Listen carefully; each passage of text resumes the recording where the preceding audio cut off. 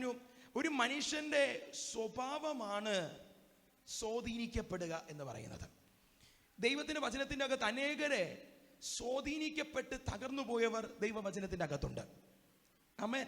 വിശുദ്ധ വേദ പുസ്തകത്തിന്റെ ഉൽപ്പത്തി മുതൽ വെളിപ്പാട് വരെയുള്ള പുസ്തകങ്ങൾ വായിക്കുമ്പോൾ നമുക്ക് കാണാൻ കഴിയും, അനേക വ്യക്തികൾ സ്വാധീനിക്കപ്പെട്ടതുകൊണ്ട്, തെറ്റായ കാര്യങ്ങളിൽ സ്വാധീനിക്കപ്പെട്ടതുകൊണ്ട് തകർന്നു പോയവരെ നമുക്ക് കാണാൻ കഴിയും.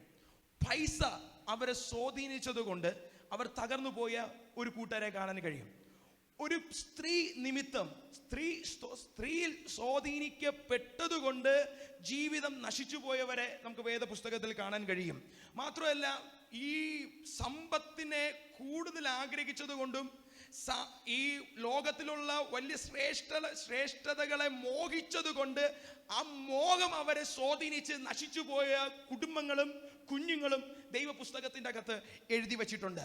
സ്വന്തം അമ്മ ഒരു തെറ്റായ കാര്യം ഒരു മകനോട് പറഞ്ഞതുകൊണ്ട് അമ്മ പറഞ്ഞ കാര്യം സ്വാധീനിക്കപ്പെട്ട് ഒരു വംശം മുഴുവനും അടിമനുഖത്തിലായി പോയത് ചരിത്രം വേദപുസ്തകത്തിനകത്തുണ്ട്.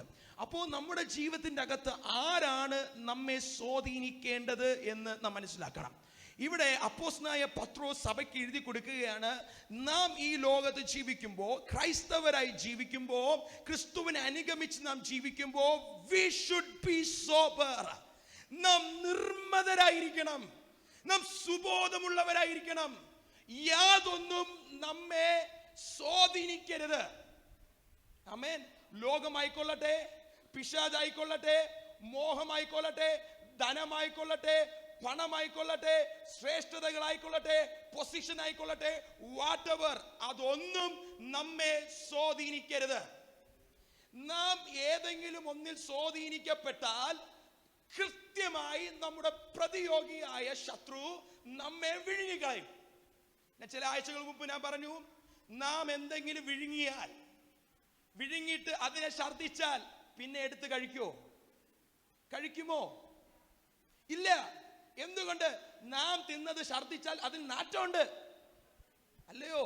അതേപോലെ തന്നെ ശത്രുവിനാൽ നാം സ്വാധീനിക്കപ്പെട്ട അവൻ നമ്മെ വിഴുങ്ങിയാൽ കൃത്യമായി അവൻ ഒരു നാൾ തുപ്പുമ്പോൾ സമൂഹത്തിലും സഭയിലും നാട്ടിലും വീട്ടിലും നാം ഒരു സ്മെല്ലിയായി മാറും, നാറ്റമായി മാറും.